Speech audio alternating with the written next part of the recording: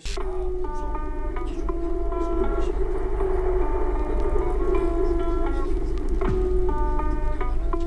제가 당시 주요 범죄로서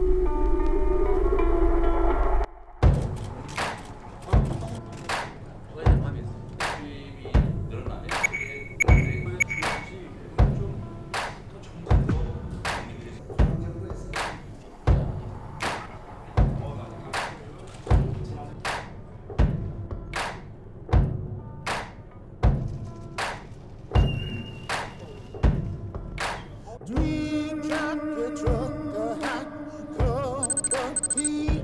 I'm just sitting at the table thinking about me. Oh, with my moccasins on, I'm waiting. 토론하고 각자가 주장하고 반박하고 이런 걸 통해서 합리적인 결론에 도달하는데 근데 이 기회를 봉쇄하겠다는 거잖아요.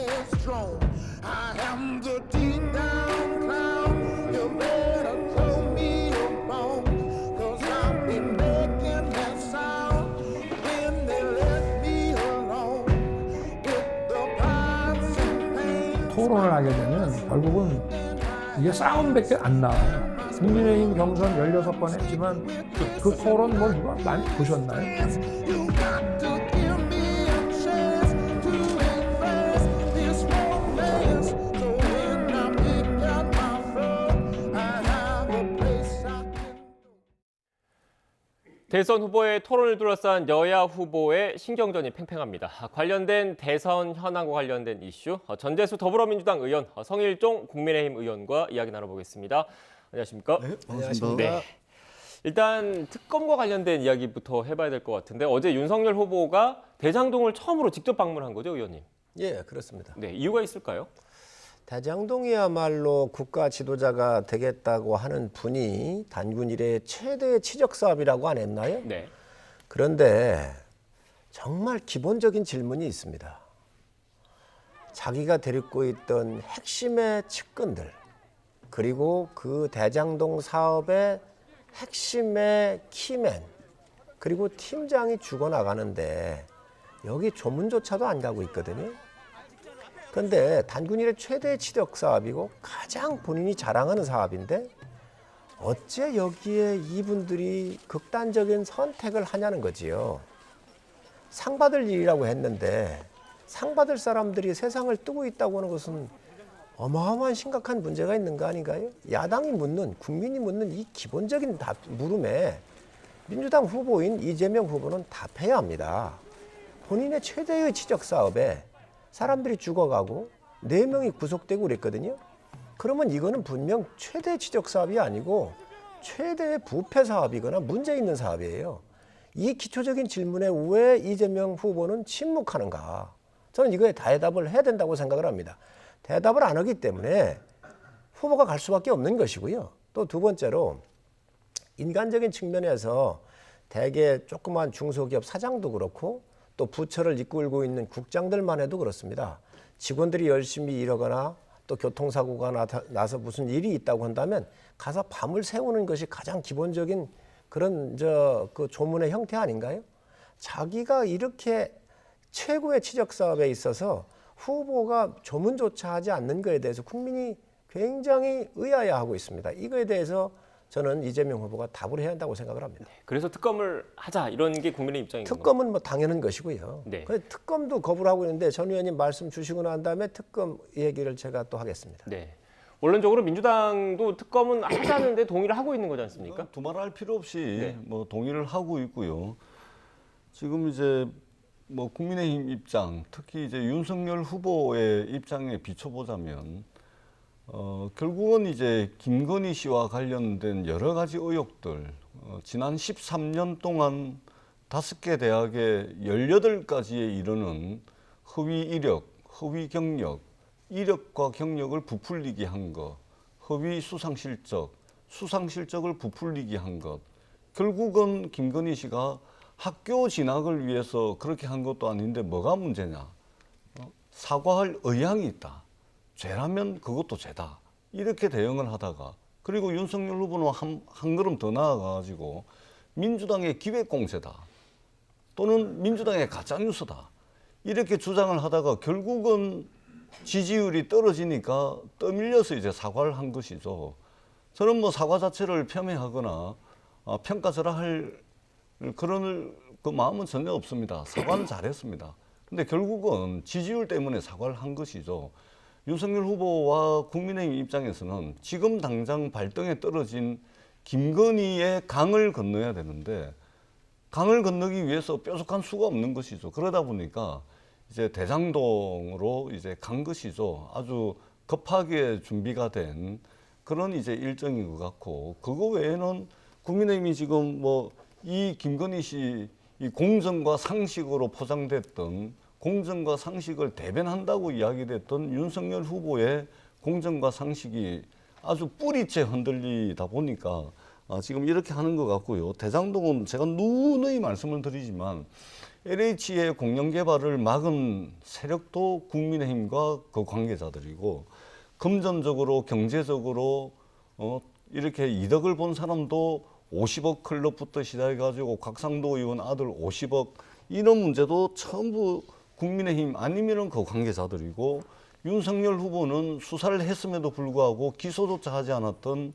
이 범죄자들의 초기 사업자금 1,100억이라는 불법 대출을 받은 것에 대해서도 지금 이런 방구 언급이 없고, 화천대유 관계자들이 하필이면 윤석열 후보 부친의 부동산을 매입을 하는데 이런 부분들에 대해서도 언급을 없고, 그러니까 계속해서 지금 지난 9월 이후에 이 대장동이 나오고 있는데 이재명 후보와 관련해가지고 나온 게 없지 않습니까? 얼마나 많은 언론들이 이야기를 했고 국정감사에서 국민의힘에게 그렇게 판을 깔아줬음에도 불구하고 나온 게 없지 않습니까? 그러니까 김건희의 강을 건너야 되는 그런 조급한 마음은 알겠지만 엄한 거 가지고 이렇게 물타기 하는 것은 제가 볼 때는 본질을 흐리는 행위다, 이렇게 생각을 합니다. 전 의원님 민주당에서 주시는 말씀 저희가 일정 부분 또 비난할 수 있다고 생각을 합니다. 또 김건희 씨의 여러 가지 사과를 드렸지만 또 이런 부분에 대해서 공세를 하고 하는 거에 대해서 저희가 그거에 대해서 반박할 생각이 없습니다. 또 분명히 여당의 입장에서는 그렇게 할 것입니다. 그러나 중요한 것은 지금 이 대장동에 대해서 사람의 생명만큼 중요한 게 없잖아요. 사람이 자기 부하가 지금 현재 세상을 떴어요. 2명이나 떴습니다. 그러면 이거에 대해서 원인이 왜 그런지 본인 입장이라도 얘기해야 될 거 아닙니까? 아니, 이분이 모른다 그랬잖아요. 근데 모르는 게 아닙니다. 세상에 세미나 할 때 같이 주제 발표를 했거든요.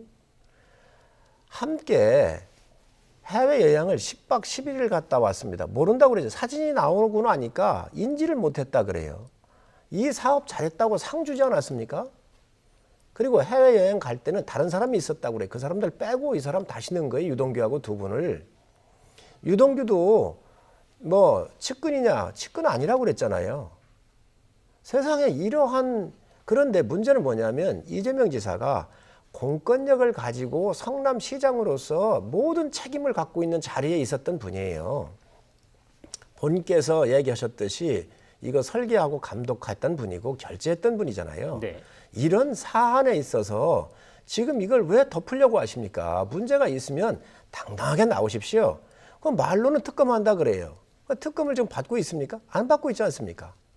그래놓고 지금 와가지고 상설특검 얘기를 하는데, 아니 박근혜 대통령 때도 특검법에서 처리를 했습니다. 다 지금 민주당이 요구를 다 수용을 했습니다. 그러니 떳떳하면 여기에 그렇게 정말 먼지 한 톨 일원이라도 받은 게 없다고 그러면 특검 받으십시오. 네. 저는 한 말씀만 짧게, 저는 성일조 의원님께서 무슨 말씀을 하시는지 잘 이해가 안 됩니다. 왜냐하면 그러니까 이제 돌아가신 분하고 이재명 후보하고 어떤 비리로 연관이 돼 있는 겁니까?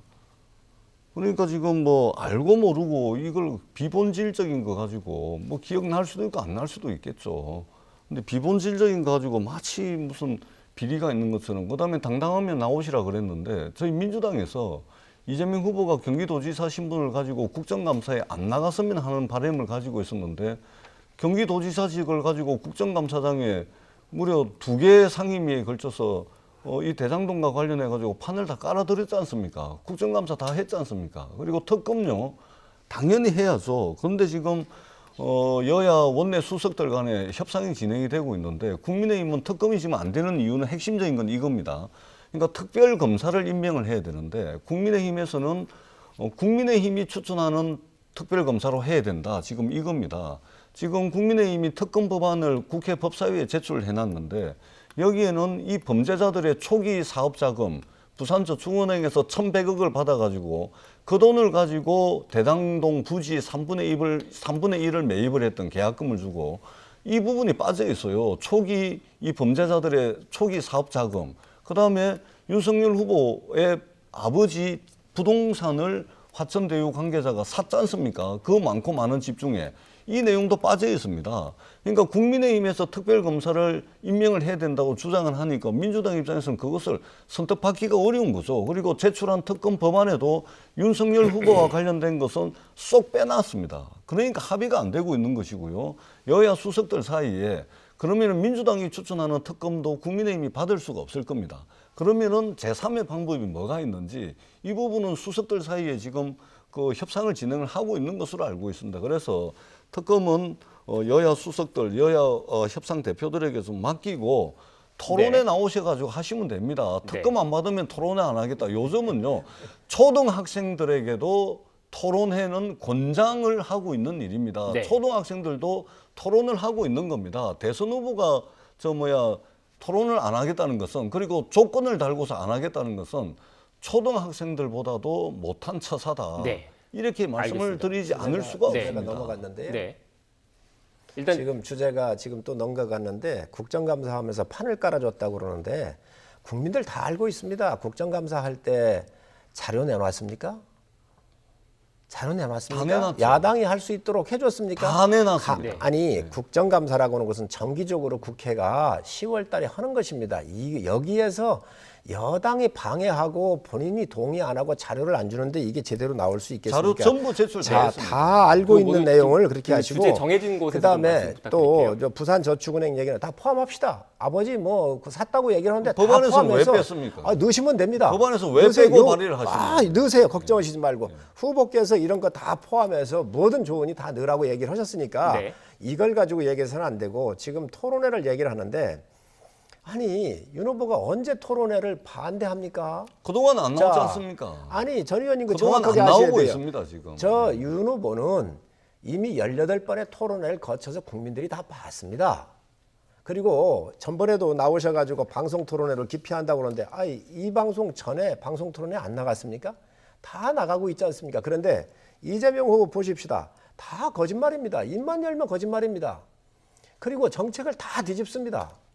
이런 신뢰성 없는 후보하고 이 토론회를 한들 무슨 의미가 있겠습니까? 그러니 본인이 내세웠던 철학이 됐든 정책이 됐든 일관성이 있어야 되고 그리고 심지어 자기 부하들이 죽어나가는데 그 사진이 있으면 내놓아도 인지를 못했다고 하는 사람하고 어떻게 토론을 할 수 있습니까? 네. 그러나 국가가 정해져 있는 이 3번의 토론회는 법적으로 되어 있기 때문에 안 할 수 없겠지만 이러한 부분들이 정리되고 정직하게 후보가 정돈이 된다고 한다면 저희 피할 생각이 없다는 네, 말씀 일단 분명히 말씀드립니다. 일단 그 논의의 진전을 위해서 그리고 또 시청자 여러분 이해를 돕기 위해서 제가 좀 정리를 한번 좀 하고 가야 될 것 같아요. 일단 두 분 모두 현직 국회의원이시니까 관련된 논의를 좀 하겠습니다. 현재 대장동 특검과 관련해서 가장 핵심적인 부분은 상설특검으로 할 것인지 아니면 개별적으로 특검법을 발의해서 할 것인지 이 충돌되는 지점이 하나가 있고 특검의 형식과 관련된 부분이야. 그리고 특검의 그 수사 대상과 관련해서는 일단 두 분 모두 의견이 어느 정도 좀 일치가 되는 것 같아요. 그러니까 대장동 관련된 민간의 과도한 초과 이익과 관련된 부분과 더불어서 이 불법 대출과 관련해서 초기 종잣돈으로 사용됐다는 의혹이 불거진 불법 대출 관련된 수사 부분도 포함하자는데 지금 일단 윤석열 후보도 동의를 하고 계신다는 그렇습니다. 거예요. 그렇다면 그렇습니다. 결국 상설특검인지 아니면 개별특검인지 이걸 놓고 가장 충돌되는 지점인데 제가 좀 설명을 드리면 이 상설특검이라는 게 제가 지금 법을 좀 보고 있는데 특별검사의 임명 등에 관한 법률을 보면 특별검사 후보 추천위원회가 있는데 7명입니다. 근데 7명의 법무부 차관, 법원행정처 차장, 대한변호사협회장 그리고 국회에서 추천한 4명이 들어가는데 지금 국민의힘 입장에서는 이 상설특검으로 할 경우에는 여당의 입김이 좀 더 많이 들어갈 수밖에 없어서 좀 불공정하다. 이것 때문에 지금 반대를 하고 계신 겁니까? 그렇습니다. 공수처장 뽑는 거하고 똑같습니다. 그런데 늘 제가 여러 차례 말씀드린 이렇게 자신 있는 프로젝트 정말로 유능하고 일 잘하는 시장이 만들어 놓은 정말 단군 이래의 최대의 지적 사업이라고 그러면 야당이 전거하는 그 특검법을 왜 못 봤습니까? 왜 꼭 이 상설 특검으로 하려고 하는 것이지요? 박근혜 대통령 할 때도 박영수 특검을 지금 민주당이 추천을 했고요. 특검법에 의해서 상설 특검이 아닌 특검법에서 의해서 박영수 특검도 임명을 했고 다 수사할 수 있도록 해줬습니다. 그런데 본인이 가장 이렇게 훌륭한 정책과 큰 사업 실적을 내놨는데 뭐가 두려워서 상설 특검을 하자는 것이지요? 왜 여당이 4대 3으로 유리한 법무부 차관, 뭐 법원 행정처장 이런 사람 들어가 있는 이 사람들에 의해서 하자는 건지 이해할 수가 없습니다. 그렇기 때문에 정말로 자신 있으니 특검법을 받으시라는 겁니다. 그러니까 우리 성일종 의원님이나 국민의힘에서는 과연 뭐가 두렵길래 국민의힘 원내 지도부에서 당론으로 발의한 특검 법안에 범죄자들의 초기 사업 자금의 출처인 부산저축은행은 왜 뺐을까요? 그리고 정말 100만 분의 1 그런 확률로 윤석열 후보 부친의 부동산을 화천대유 관계자가 매입을 했는데 그 내용은 뭐가 불안해서 특검법에서 뺐을까요? 그러니까 그런 것들 다 빼놓고 지금 윤석열 후보와 관련된 의혹들을 다 빼놓고 특검을 하자 그러니까 진정성이 느껴지지 않는 것이죠. 그리고 뿐만 아니라 법안에도 그 내용들 다 빼놓고 특검을 국민의힘이 추천하는 사람으로 특검을 임명하겠다. 수사 대상과 수사 범위도 윤석열 후보는 다 제외해놓고 특검도 국민의힘이 임명하는 사람으로 하겠다. 이러니 협상이 안 되는 것이죠. 그러니까 특검을 추천하는 방법은 여러 가지 아이디어가 있을 수가 있습니다. 국민의힘이 민주당을 믿지 못하고 민주당이 국민의힘을 믿지 못하면 제3의 안이 있을 수 있을 거라고 저는 봅니다. 네. 기왕에 윤석열 후보가 부산저축은행과 윤석열 후보 부친 부동산 매입에 대해서도 하겠다라고 하니까 그 수사 대상과 범위를 넣고서 그러면은 특검을 서로가 합의할 수 있는 사람으로 하면은 저는 충분히 가능하다고 봅니다. 그러한 협상을 하면 되고 그건 그대로 하고 특검을 받으면 토론하겠다. 아니 장난치는 건가요? 국민들에게 알 권리를 제공해 줘야 되는 것은 대선 후보의 의무입니다. 18번 토론을 하셨다고 하는데 그것은 국민의힘의 대선 후보가 되기 위한 과정에서 있었던 토론회죠. 지금 토론회는요, 대통령이 되기 위해서 국민들께 서로 비교 검토가 가능하도록 서로 비교를 할 수 있도록 누가 더 나라를 잘 이끌 수 있을 것인지를 놓고서 토론을 하는 겁니다. 당내 경선 토론이 아니라는 말씀을 드리고 네. 초등학생들도 토론합니다. 대한민국의 대통령 후보가 되려고 하는 사람이 이런저런 핑계를 대면서 토론을 지금 하지 않는다라고 하는데 말 바꾸기 이야기를 하는데요. 그 말 바꾸기도 토론에 나오셔가지고 국민들 보는 앞에서 말씀을 하십시오. 네. 그러면 국민들이 판단을 하겠죠. 네, 의원님 벌써 시간이 좀 많이 지나서 좀 속도감 있게 좀 진행을 해보겠습니다. 자연스럽게 토론 관련된 이야기를 해주셨는데 앞서 방송기자클럽 그 토론에 윤석열 후보가 관련된 질문에 대해서 이렇게 답변을 했습니다. 답변을 듣고 성 의원님 대답 이어가겠습니다.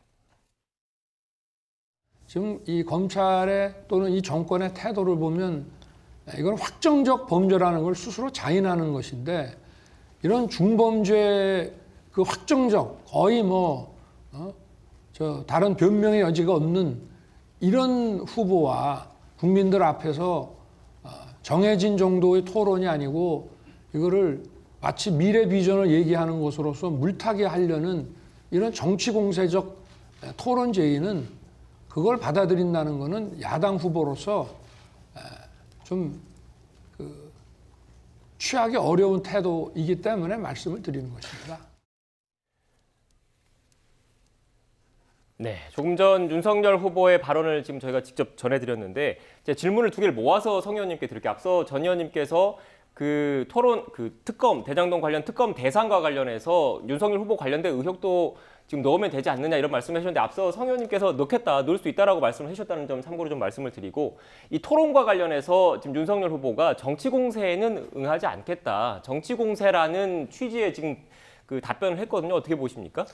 두 가지 말씀드리죠. 부산저축은행이 불법 대출, 대장동에 불법으로 대출해줘가지고 이게 시드머니가 됐다고 얘기하는데 전 의원님 정확하게 아시길 바랍니다. 부산저축은행 먼저 2012년도인가요? 조사할 때는 120개의 불법 있지 않은 불법의 유령 회사를 만들어가지고 여기다가 대출해 줬었기 때문에 그거가 조사를 한 거예요.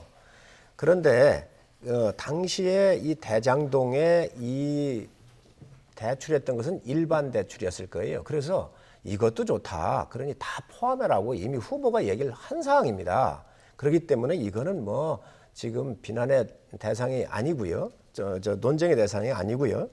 아버님 뭐 연희동에 집 사줬다고 하는데 그것도 다 넣으십시오. 아니 특검법 협상할 때 여당이 요구하면 되는 겁니다. 그거 다 받을 수 있으니까 걱정하지 마시고 다 넣으시라는 말씀 드립니다. 토론을 자꾸 얘기를 하시는데 아니 저는 그렇습니다. 토론에 국민들이 다 판단하고 계십니다. 오늘 방송 기자 클럽에서 토론회를 하셨는데 기자분들은 그럼 정책적인 거 안 묻습니까? 이재명 후보의 질문보다 더 예리하지 않습니까? 더 전문적이고 더 예리한 것도 다 대답을 하고 있습니다. 그런데 지금 이재명 후보가 입만 열면 말을 바꾸잖아요. 박근혜 대통령 존경한다고 하더니 진짜 존경하는 줄 알더라 이래야 하지 않습니까? 광주에 가가지고 이재명 후보가 전두환 대통령 저 동상을 밟고 지나가지 않았습니까? 경상도 가서 어떻게 했습니까? 거기 가가지고 3조 호황 같은 경우에 경제적인 일은 아주 의미가 있다. 이렇게 또 축혀 세웠습니다. 비난의 강도가 세지니까 또 뭐라 했습니까? 또 그거 자기가 잘못했다고 그랬거든요. 정책뿐만 아니고 언행 모든 것들이 일관성이 없는 거예요. 일관성이 없는 사람하고 토론하기가 정말 어렵습니다. 정책이라고 하는 것도 민주당의 분명한 정책, 또 국민의힘의 분명한 정책을 놓고 국민들한테 판단을 구하는 겁니다. 오늘 아침에 한 얘기가 틀리고 저녁에 한 얘기가 틀린데 도대체 이거를 어떻게 지금 이런 후보하고 토론을 하자는 겁니까? 그래서 이러한 부분을 정리를 하자는 겁니다. 두 번째, 대장동이라고 하는 거는 정말로 중요한 의미가 있습니다. 공권력을 가지고 국민들의 땅을 다 수용을 해가지고 600만 원 가는 땅을 280만 원에 수용을 해가지고 7명한테 1조 원 가까운 돈을 준 거 아닙니까? 이 범죄 행위에 여기에 있다라고 많은 분들이 알고 있고 또 이 혐의를 받고 있습니다. 그런데 이러한 거에 대해서 해명 한 번 아니하고 자기 부하가 죽어나가는데 문상 한 번 안 가는 후보하고 과연 토론하는 게 과연 받아들일 수 있을까요? 저는 이런 부분부터 먼저 정리하는 게 맞다고 생각을 합니다. 네. 자, 부산저축은행은 제가 특별히 좀 강조를 하는데요. 부산저축은행의 본점이 부산 북구 제지역구입니다. 제지역구고요. 그래서 저는 이 부산저축은행 문제를 너무나 잘 알고 있습니다. 그리고 이 부산저축은행이 파산을 하면서 여기에 담은 0.5% 이자 더 받으려고 여기에 예금을 넣었던 3만 8천 명의 부산 시민들이 지금도 6천억 원이 넘는 돈을 못 받고 있습니다. 10년이 더 지났음에도 불구하고 3만 8천 명의 피해자들이 피눈물을 흘리고 있는 겁니다. 뻔히 불법 대출인 거 알면서 수사를 했으면서 기소를 안 한 겁니다.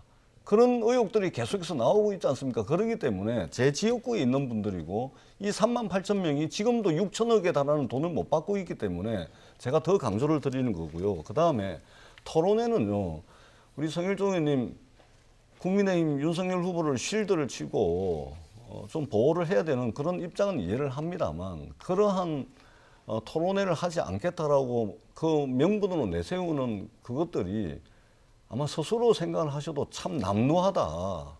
이 좀 너덜너덜한 이야기다. 이렇게 아마 속으로는 생각을 하실 것 같아요. 네. 대한민국 국민 대다수가 토론회를 더 많이 해야 된다는 주장입니다. 그리고 말을 바꾼다, 철회를 한다, 일관성이 없다. 아니 토론회 나오셔가지고 이재명 후보의 그런 모습을 국민들에게 보여주십시오. 그러면 국민들이 판단을 하겠죠. 윤석열 후보 지지율 네. 올라가겠죠. 그것조차도 토론회에서 밝히면 되는 겁니다. 왜 당신 말을 맨날 바꾸냐? 왜 당신 일관성이 없냐? 토론회 나오셔가지고 물어보고서 국민들한테 내보여가지고 서로 비교할 수 있도록 그런 자리조차 마련하지 않겠다는 것은 저는 정말 무책임하다 이렇게 말씀을 네. 드리겠습니다. 두 분께서 뭐 대장동 특검과 관련해서 하실 말씀이 많겠지만 일단 저희가 오늘 핵심 쟁점이 무엇이고 왜 이렇게 협상에 진척이 없는지를 좀 그 두 분을 통해서 일단 그 짚어드리기 위해서 좀 시간을 좀 비중을 두고 얘기를 나눠봤고요. 지금 시간 관계상 정책 관련된 이야기도 좀 해봐야 될 것 같습니다. 일단 지금 이재명 후보 그리고 윤석열 후보 모두 국민들이 관심을 갖고 있는 정책에 대해서 조금씩 이렇게 관련된 내용을 발표를 하고 있는데 녹취를 듣고 오겠습니다. 근데 이게 이제 종부세가 부과가 됐잖아요. 이제 압박을 했는데 그럼 옆으로 튀어나가야 되잖아요. 이걸 지금 중과로 막혀 있는 상태입니다. 아, 튀어나가려는 저는 이거를 기회를. 잠깐 한번 터주자. 근데 그냥 터주면 또 도덕자 개인이 뭐니 하니까 네. 저 슬라이딩 방식으로 하자. 어떻게 해요? 빨리 나갈수록 많이 주는 걸로. 아니, 저는 정책을 이런 식으로 만들거든요. 먼저 개인 투자자에 대한 세제 지원을 강화하겠습니다. 주식 양도소득세 대상이 확대되면 증권거래세는 폐지하겠습니다. 현재 보유기간에 관계없이 일률적으로 적용하게 되어 있는 주식 양도소득세율을 장기 투자자에 대해서는 우대세율을 적용하여 낮추겠습니다. 네, 전 의원님께서 뭐 말씀을 하셨기 때문에 이번에 성 의원님께 먼저 질문을 드릴게요. 윤석열 후보의 정책 그러니까 주식 거래세와 양도소득세를 둘 다 부과를 하면 이중과세 논란이 있으니까 좀 부담을 덜어주겠다 이런 취지라고 보면 되겠습니까? 네, 그렇습니다. 지금까지는 거래세만 내고 주식을 통해서 얻는 이득에 대해서는 세금이 없었잖아요. 네. 근데 이제 그 주식을 통해서 이득이 발생하면 일정 금액부터는 양도 차익에 대한 그렇죠. 세금을 걷겠다는 거잖아요. 그러니까 거래세 같은 경우는 좀 우리가 이중과세 문제가 있으니까 이 부분은 우리가 없애도 되겠다라고 하는 게 저희 후보 생각이고요. 그다음에 이재명 후보께서 늘 얘기하셨던 게 불로소득을 100% 환수해야 그랬거든요. 8월에도 그 말씀을 하셨습니다. 계속 해왔습니다. 지금 표가 급하니까 지금 부동산 정책 실패에 의해서 굉장히 많은 혼란이 있잖아요. 그러니까 지금 또 와가지고 뭐 종부세에서부터 양도세에서부터 모든 걸 지금 또 하겠다고 다 뒤집고 있지 않습니까? 민주당은 또 여기에 반대하는 의원들이 많아요. 그렇기 때문에 도대체 후보가 이렇게 오락가락하면 8월에 한 이야기입니다. 지금 12월입니다. 매일 바뀝니다. 이 신뢰를 어떻게 할 겁니다. 어떻게 할 겁니까? 세제야말로 대한민국의 곳간을 채우는 가장 기둥 중에 기둥입니다. 이 기둥조차도 흔들리고 있는데 도대체 진심이 뭔지 국민들이 혼란스럽습니다. 네, 윤석열 후보 공약 홍보하면서 자연스럽게 또 공격을 해주셨는데 어떻습니까? 일단 주식 양도소득세는 이제 2023년부터 부과를 하게 되죠. 근데 이거는 개인 투자자들이 크게 걱정을 안 해도 됩니다. 왜냐하면 양도 차익이 5천만 원 이상부터입니다. 네. 5천만 원 그러니까 주식 해가지고 5천만 원 번 분들한테는 전부 공제가 됩니다. 그러니까 5천만 원 이상 번 분들에 대해서 이게 양도 차익이 매저 부과가 되는 것이기 때문에 일반적인 이제 개인 투자자들 중에 이게 과세 대상이 될 가능성은 그렇게 많지가 않겠죠. 그런 측면이 있다는 것을 말씀을 드리고 뿐만 아니라 지금 자꾸만 정책을 가지고 말을 바꾼다 이렇게 말씀을 하시는데 정책의 본질을 저희들이 한번 생각을 해봅시다. 일관된 정책이라 그래서 망고불변의 정책이라는 것은 없습니다. 정책이라는 것은 현실의 변화에 따라서 정책도 변하는 것이죠. 지금 8월 달에 이야기하고 12월 달에 이야기가 틀려졌다고 말씀을 하시는데요. 지금 부동산 시장이 11월 말부터 시작을 해가지고 각 단지별로 또 이제 자치구별로 또 이제 중소도시별로 해가지고 부동산 가격이 좀 떨어지는 움직임이 12월 정도부터 나타났습니다. 8월 달에는 이런 변화가 없었죠. 그러니까 양도소득세를 일시적으로 유예를 하겠다는 것은 부동산이 대세 상승기에는 양도소득세를 유예해줘봤자 이 매물이 시장에 나오지를 않습니다. 그런데 지금은 부동산 가격이 하향 안정화되는 시점에서는 현실이 변화된 것이죠. 그때 양도소득세를 일정 기간 내에 유예를 해주게 되면 시장에 매물이 나오는 겁니다. 현실이 변했는데 정책이 안 변한다 하는 것은 그것은 말이 안 되는 것이죠. 정책이라는 것은 현실의 변화를 충분히 반영을 해야 된다. 망고불변이라는 정책은 이 세상에 존재하지 않는다. 이 말씀을 드리는 겁니다. 전 의원님 말씀에 정책이 변할 수 있다라고 하는 말에는 100% 동일합니다. 그러나 그 정책을 다루면서 6개월, 1년도 내다보지 못하는 지도자라고 하면 국가 경영 능력이 없다는 거예요. 정책이라고 하는 것은 1년, 2년, 3년을 먼 미래를 보고 짜는 거 아닙니까? 시대의 변화에 조금씩 수정할 수 있고 또 100% 변화할 수도 있습니다. 그러나 이재명 후보가 내놓는 이 정책들은 아침 저녁으로 바뀌고 있잖아요. 아침 과연 저녁으로 바뀌는 거 예로 한번 들어보세요. 이게 정말 있을 수 있는 아니 아침 저녁으로 바뀐 거 예를 한번 들어보세요. 아니 제가 좀 너무 강하게 얘기한 것 같은데 8월 달에 이야기한 이 100% 소득을 불로소득을 다 환수해야 한다 그랬잖아요. 자, 그런데 이재명 후보의 말을 보면 정말로 아침에 한 얘기 저녁에 많이 바뀌고 있습니다. 아까도 얘기를 했지만 늘 이렇게 바뀌고 있는데 이 정책이라고 하는 것은 6개월도 아니고 1년도 아니고 8월 달에 얘기했던 것을 그 당시 후보 아니었습니까? 그런데 이제 정식 후보가 됐지만 지금 이런 것 같은 경우 매일 이렇게 바뀐다고 한다면 이 정책의 일관성을 어떻게 유지할겠어요? 지도자는 길게 볼 줄 알아야 합니다. 동의합니다. 예. 자, 그런데 이렇게 자꾸 바뀌는 정책을 가지고 저는 국민의 혼란 줘서는 안 된다고 자, 생각합니다. 저도 짧게 좀 말씀드리겠습니다. 자꾸만 이제 이재명 후보와 관련돼서 저희들이 좀 새겨드려야 될 말씀도 있습니다. 조금 전에 말씀하셨듯이 장기적 안목을 가지고 정책의 일관성을 유지하는 것은 정말 중요한 문제입니다. 그런데 국민의힘이 이재명 후보의 특히 부동산과 관련된 입장 변화에 굉장히 민감하게 반응을 하시는데 그것은 왜 그러냐면 실패한 부동산 정책을 아무런 수정 보완 없이 이재명 후보도 그대로 들고 나오기를 바라고 있을 텐데 잘못된 그리고 실패한 부동산 정책을 인정을 하고 실패한 부동산 정책을 보완하고 대책을 마련해가지고 변화를 꾀야 하니까 국민의힘이 이제 아쉬운 겁니다. 실패한 부동산 정책을 어떻게 그대로 안고 가겠습니까? 오래된 것은 가게 돼 있는 것이고 새로운 것이 이제 다가오고 내년 3월 9일이면 새로운 정권이 들어서게 되는데 어떻게 실패한 부동산 정책을 아무런 수정 보완도 없이 그대로 안고 가야 되겠습니까? 그리고 국민의힘이 계속해서 지금 해가 떠서 해가 질 때까지 이재명 후보 말 바꾸기 공격을 하고 계시는데요. 저는 현실을 그대로 받아들이시고 이재명 후보의 변화된 부동산 정책에 대해서 그 정책에 대한 논쟁을 좀 했으면 좋겠다. 그 변화된 정책에 대한 논쟁이 아니고 자꾸만 쓸데없이 말 바꾸기 한다. 철회한다. 이렇게 말씀을 하시면 제가 1분만 논쟁이 토론이 안 되는 겁니다. 1분만 말씀을 드리도록 하겠습니다. 지금 이 세제만 가지고 이재명 후보가 말을 바꿨다고 한다면 긍정적이고 좋은 일이고요. 또 저희 국민의힘에서 계속 요구했던 상황이기 때문에 이 시장의 이런 사항에 대해서 인지하고 있는 거에 대해서 긍정적으로 평가를 합니다. 그러나 이재명 후보는 국토보유세, 기본소득, 지금 재난지원금 한두 가지가 아니지 않습니까? 모든 것을 지금 표만 대면 이 포퓰리즘에 입각해가지고 뒤집고 있는데 이거에 대해서 야당의 공격이 야당이 묻는 게 국민이 묻는 게 잘못됐습니까?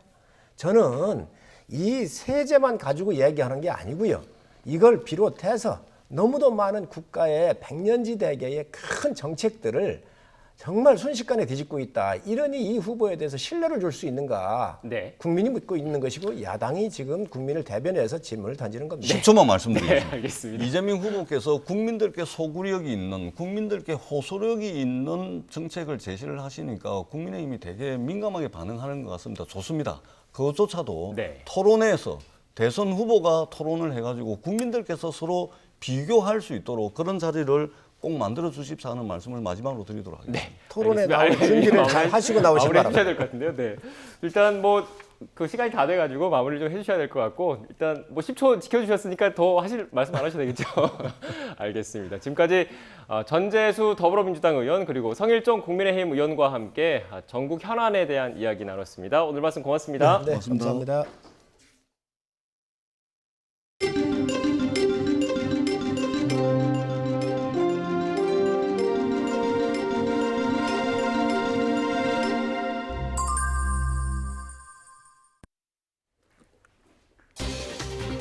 용산과 마포, 양천 등 이른바 오세훈표 재개발로 불리는 서울 지역 민간 재개발 대상지 21곳이 최종 선정됐습니다. 서울시는 투기 세력 유입을 막기 위해 대상 지역 21곳을 즉시 토지 거래 허가 구역으로 지정했습니다. 코로나19 충격으로 지난해 소상공인 사업체 종사자 87만 명이 일자리를 잃고 영업이익도 43% 감소한 것으로 나타났습니다. 특히 도소매업과 숙박, 음식점, 제조업이 직격탄을 맞아서 피해가 컸습니다. 마스크의 불편함을 덜어주기 위해 착용하는 보조 제품인 마스크 가드가 차단 효과를 떨어뜨린다는 조사 결과가 나왔습니다. 한국소비자원 조사 결과 마스크 가드 10개 중 8개 제품에서 차단 효과가 저하된 것으로 나타났고 2개 제품에서 유해 물질이 검출됐습니다.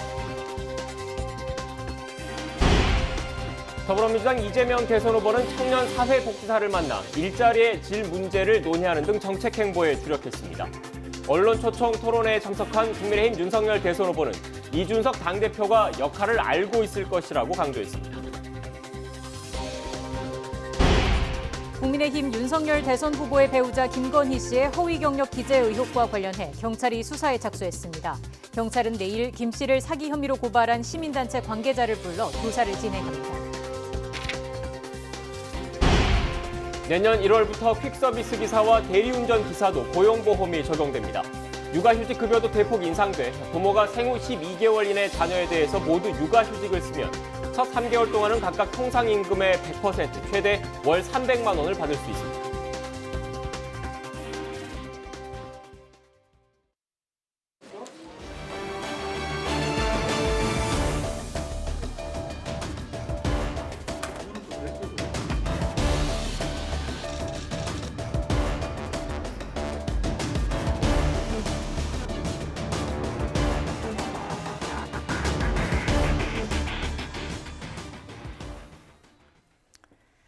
코로나19 신규 확진자는 3,865명으로 전날보다 342명 줄며 3,000명대로 떨어졌습니다. 신규 환자가 4,000명 아래로 떨어진 것은 지난달 30일 이후 28일 만입니다. 환자 급증세는 다소 완화됐지만 피해는 여전합니다. 위중증 환자는 전날보다 24명 늘어 1,102명으로 8일 연속 1,000명대를 이어갔습니다. 숨진 환자도 하루 새 46명이 추가돼 누적 5,346명에 달합니다. 수도권에서만 신규 확진자가 2,532명, 국내 발생의 67%를 차지했습니다. 비수도권 비중은 33%로 부산과 경남, 대구, 충남 등에서 환자가 속출했습니다. 돌파 감염과 피해를 최소화하기 위한 백신 추가 접종은 속도를 내고 있습니다. 3차 접종자는 72만 명 넘게 추가되며 접종률은 전 국민 대비 30%를 넘겼습니다. 이렇게 코로나19 확산세는 다소 주춤하지만 위중증 환자 수는 여전히 많아서 중환자를 치료할 의료 역량 확보에 비상이 걸렸습니다. 중앙사고수습본부 집계를 보면 어제 오후 5시 기준 수도권 중환자 전담병상 가동률은 하루 전보다 2.5%포인트 떨어져 81.1%를 기록했습니다. 지역별로 보면 서울 중환자 병상 가동률은 78.6%, 경기는 81.2%, 인천은 91.3%에 달했습니다. 전국 중환자 병상 가동률도 76.7%로 전날보다 2.2%포인트 떨어졌습니다. 방학이 시작되면서 최근 일주일간 서울 지역의 학생 확진자 수도 이전 주보다 감소했습니다. 서울시 교육청 자료를 보면 지난 20일부터 26일까지 서울 지역의 유초중 고등학생 확진자는 1,879명으로 직전주의 2,109명보다 230명이 줄었습니다. 코로나19 충격으로 지난해 소상공인 사업체 종사자 87만 명이 일자리를 잃고 영업이익은 43% 감소한 것으로 나타났습니다. 특히 도소매업과 숙박, 음식점, 제조업 등 소상공인의 빅3 사업체의 피해가 컸습니다. 취재기자 연결하겠습니다. 오인석 기자 전해주시죠. 네, 통계청과 중소벤처기업부가 지난해 소상공인 실태조사 결과를 발표했습니다. 예상했던 대로 소상공인 업계는 코로나19로 큰 타격을 받은 것으로 나타났습니다. 먼저 종사자 87만 1,000명이 일자리를 잃었습니다. 도소매업이 31만 3천 명, 숙박 음식점업 25만 2천 명, 제조업에서는 5만 9천 명이 각각 감소했습니다. 또 예술 스포츠 여가업 3만 9천 명, 교육 서비스업은 2만 7천 명이 줄었습니다. 매출액과 영업이익도 휘청거렸습니다. 소상공인 사업체당 매출액은 1년 전보다 1,100만 원이 감소했습니다. 제조업이 12.2% 준 것을 비롯해 도소매와 숙박 음식점업 3.4%, 교육 서비스업은 7.7%가 감소했습니다. 특히 사업체당 영업이익은 1,400만 원이 줄며 1년 전보다 43%나 뒷걸음질 쳤습니다. 예술 스포츠 여가업의 영업이익이 85.2% 감소했고 교육 서비스업 66.4%, 숙박 음식점업과 도소매업은 56.8%와 48.7%가 줄었습니다. 또 지난해 소상공인 사업체가 금융기관으로부터 빌린 총 부채는 1년 전보다 48조 원 가까이 증가했습니다. 제조업과 도소매업 등 모든 산업에서 부채 보유 비율이 높아졌습니다.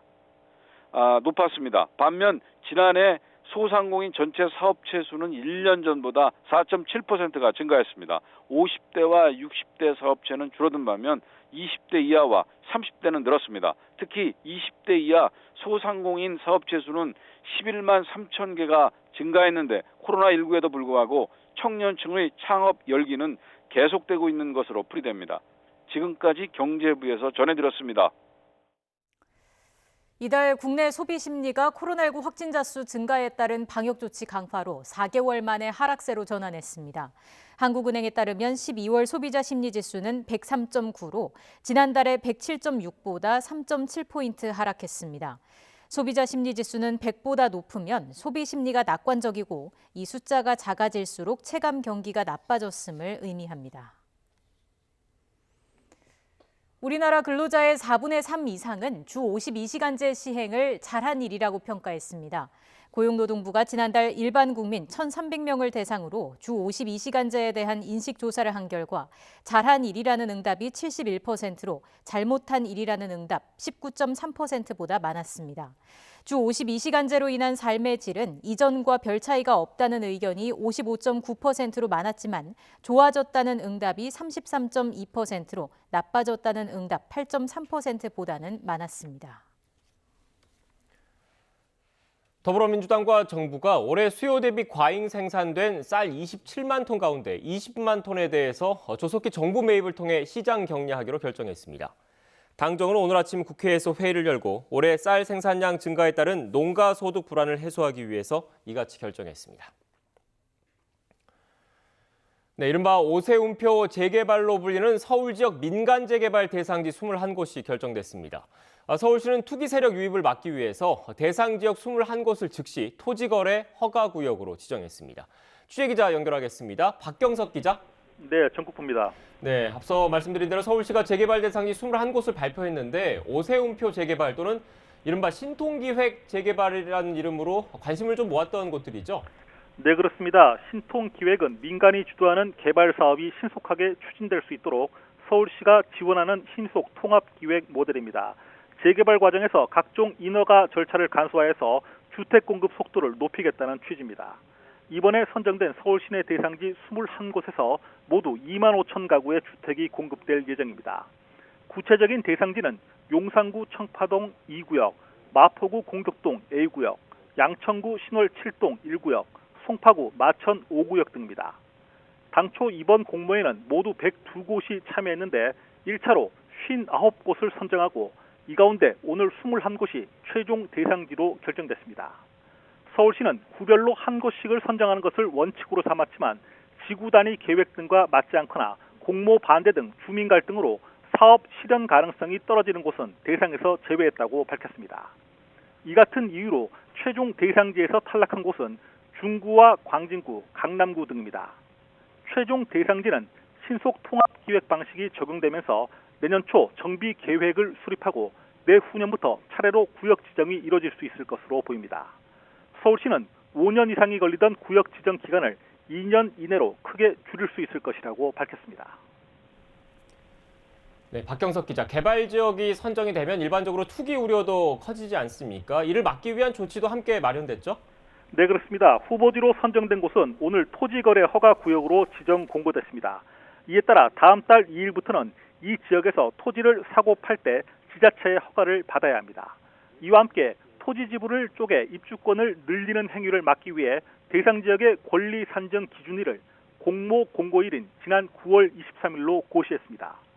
9월 23일을 기준으로 해당 지역에 주택 등을 소유한 조합원에 대해서만 입주 권리를 인정한다는 의미입니다. 서울시는 지자체 등과 함께 이상 거래 움직임을 조사해 투기 세력의 유입을 막을 계획입니다. 이번에 선정되지 않은 구역과 앞으로 공모를 신청하는 구역에 대해서도 토지거래 허가구역 지정 등 동일 수준의 투기 억제 조치가 시행될 예정입니다. 지금까지 전국부에서 전해드렸습니다. 북한의 올해 사업을 결산하고 내년도 정책 방향을 결정할 노동당 전원회의가 어제 시작됐습니다. 남북 대화와 북미 대화 모두 교착 국면에서 벗어나지 못하고 있는데 이런 상황에서 김정은 국무위원장이 어떤 메시지를 내놓을지 주목되고 있습니다. 홍주혜 기자입니다. 전원회의는 당대회가 열리지 않는 기간에 모든 당 사업을 주관하는 회의체입니다. 김정은 국무위원장 체제에서 당이 중심이 돼 주요 정책을 결정하는 구조가 자리 잡으며 위상이 높아졌습니다. 올해에만 4차례 개최됐습니다. 이번 전원회의는 김정은 위원장이 첫날 직접 사회를 봤다고 북한 매체들이 보도했습니다. 의제가 구체적으로 소개되진 않았지만 김 위원장 집권 10주년인 올해를 평가하고 내년도 국정 방향을 검토할 것으로 예상됩니다. 특히 남북 관계와 북미 관계가 경색을 벗어나지 못하는 가운데 어떤 대외 메시지가 나올지에 관심이 모이고 있습니다. 올해 말과 내년 초는 한반도 평화와 남북관계 발전에 있어서 매우 중요한 시간인 만큼 북한이 대화와 협력의 길로 나서는 선택을 하기를 기대합니다.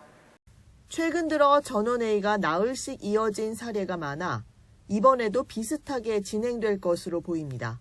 또 연말 전원회의 결과 발표로 신년사를 대체했던 재작년 방식이 되풀이될 것으로 예상되는데 내년도 대남 정책과 대미 정책이 어떤 방향으로 설정될지 주목됩니다. YTN 홍주혜입니다. 이재명 더불어민주당 대선 후보는 사회복지사들과 만나 정규직보다 비정규직 보수가 더 낮은 상황을 개선해야 한다고 밝혔습니다. 이 후보는 청년 사회복지사들과의 간담회에서 같은 일을 하면 비정규직에 대한 보상을 추가로 해야 한다며 이같이 말했습니다. 이어 같은 일을 해도 고용 안정이 보장되는 경우보다 비정규, 임시직의 보수가 높아야 정상이라며 우리나라는 이상하게 약자일수록 보수가 적은 희한한 사회라고 지적했습니다. 또 동일 노동에 동일 대가를 지불하는 것이 상식이라며 보수 체계의 단일한 기준을 만들어야 한다고 강조했습니다. 국민의힘 윤석열 대선 후보는 이준석 대표를 둘러싼 당내 갈등에 대해 이 대표가 자신의 책임과 역할에 대해 정확히 판단해 잘할 거라 믿는다고 밝혔습니다. 윤 후보는 한국방송기자클럽 초청토론회에서 당내 초선 의원 중심으로 사퇴 주장까지 나오면서 이 대표가 사면 초과에 몰리고 있다는 지적에 나이가 30대라고 해도 선거를 통해 대표까지 올랐고 10여 년 여의도 정치를 경험한 사람이라며 이같이 말했습니다. 허위 경력 의혹에 대한 배우자 김건희 씨의 사과가 충분했는지에 대해서는 진정한 마음에서 한 것이라면서 판단은 국민께 맡긴다고 전했습니다. 민주당 이재명 후보와의 토론 횟수가 논란이 되고 있는 가운데 이 후보의 비리 감축이 매일매일 바뀌는 정책으로 물타기 하려는 토론에는 응하기 어렵다면서 전례에 따른 합당한 정도의 토론에는 당연히 응하겠다고 설명했습니다. 국민의힘 윤석열 대선 후보의 배우자 김건희 씨의 허위 경력 기재 의혹과 관련해 경찰이 내일 오후 고발인 조사를 진행합니다. 서울경찰청 반부패 공공범죄 수사대는 김 씨를 사기 혐의로 고발한 시민단체 관계자를 불러 조사할 예정입니다.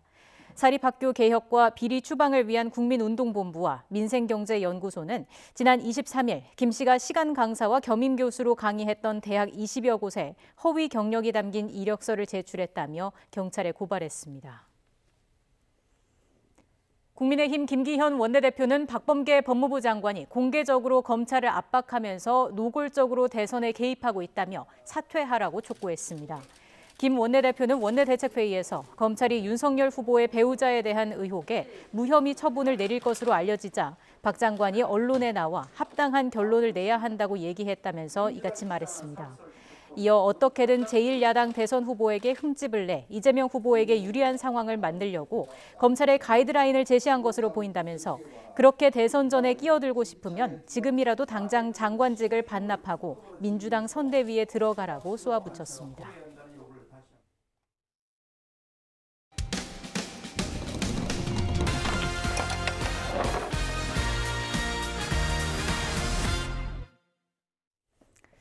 119 구조대원의 직장 내 괴롭힘 신고가 접수됐는데 피해자 조사도 없이 주의만 주고 사건이 마무리됐다는 제보가 들어왔습니다.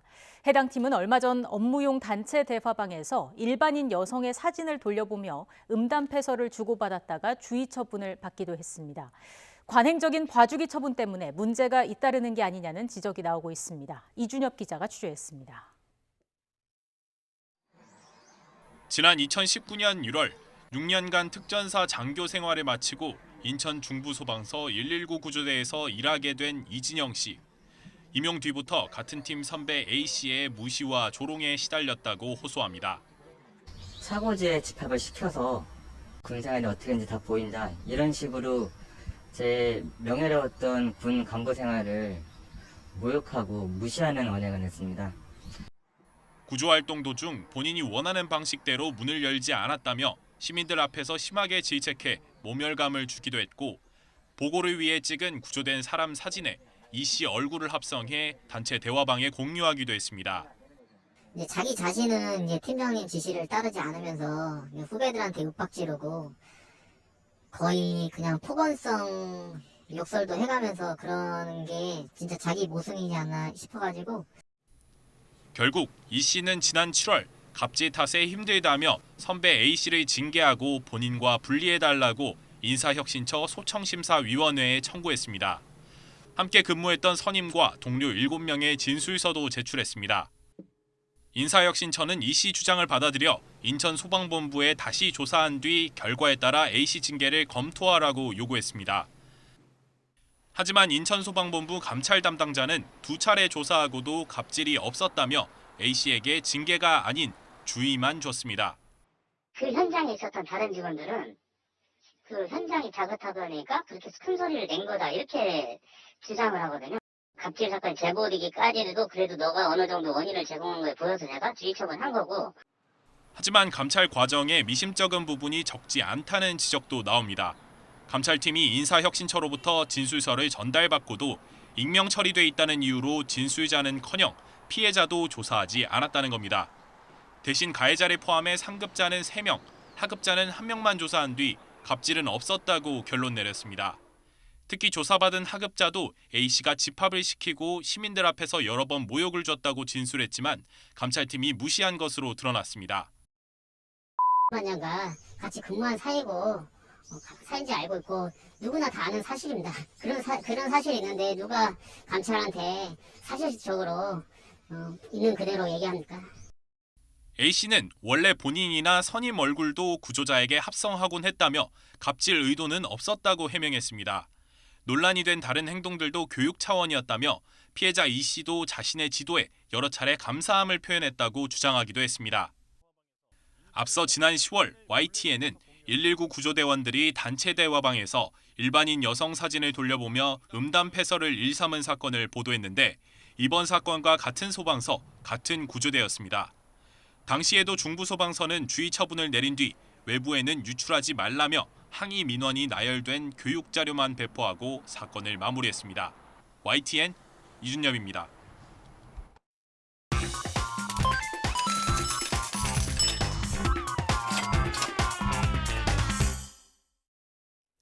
오늘의 경제지표입니다. 먼저 국내 증시부터 보시겠습니다. 먼저 코스피 3,000선을 힘겹게 오르내리고 있습니다. 배당금을 받을 권리가 사라지는 날인 배당락일을 하루 앞두고 관망 심리가 커진 모습입니다. 통상 배당락일은 배당 수익률만큼 주가가 하락하는 만큼 변동성을 피할지 아니면 보유하는 게 이득일지 투자자들의 고민이 깊어지고 있습니다. 코스닥 지수는 원활한 흐름 보이고 있습니다. 이 시간 현재 1% 넘게 오르면서 1,020선에 안착했습니다. 이어서 미국 증시 전해드리겠습니다. 산타랠리를 이어갔습니다. 연말 쇼핑 시즌 매출이 17년 만에 가장 높은 증가율을 기록했다는 소식이 주가를 끌어올렸습니다. 이어서 이 시각 환율 상황 보시죠. 미 증시가 오르는 등 위험 자산에 대한 투자 심리가 이어지면서 원달러 환율 소폭 하락세를 보이고 있습니다. 1,180원대 중반에서 거래가 되고 있고요. 위안원 직거래 환율은 1위안당 186원 선 기록하고 있습니다. 마지막으로 국제 유가 보시겠습니다.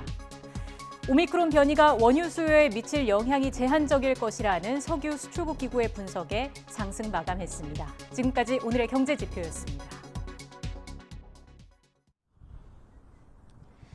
불에 닿는 공기가 아침보다는 한결 부드러워졌습니다. 오늘 서울의 한낮 기온은 3도까지 올라서 이맘때 겨울 날씨를 되찾겠는데요.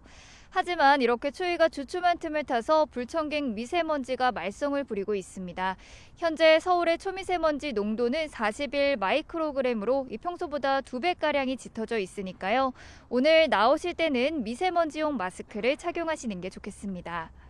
현재 대기가 정체되면서 호흡기에 더 해롭다고 알려져 있는 초미세먼지 농도가 짙어지고 있습니다.